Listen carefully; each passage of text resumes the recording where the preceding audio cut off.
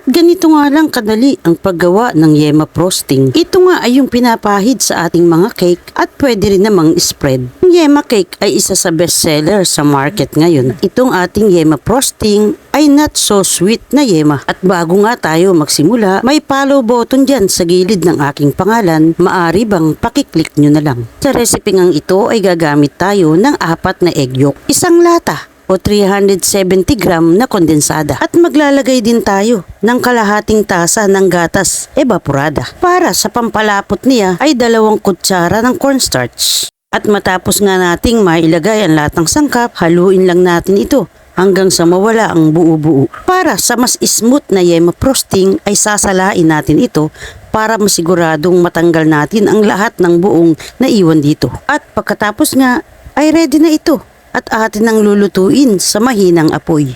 Napakahalaga na dapat mahina lang ang ating apoy upang hindi manikit ang ilalim at maiwasan natin ang pagkasunog nitong ating yema frosting. Mayat maya nga ay ating hahaluin hanggang nga sa makita natin na unti-unti nang lumalapot itong ating yema frosting. At pag nga nakita natin na ito'y lumapot na, off na natin ang apoy.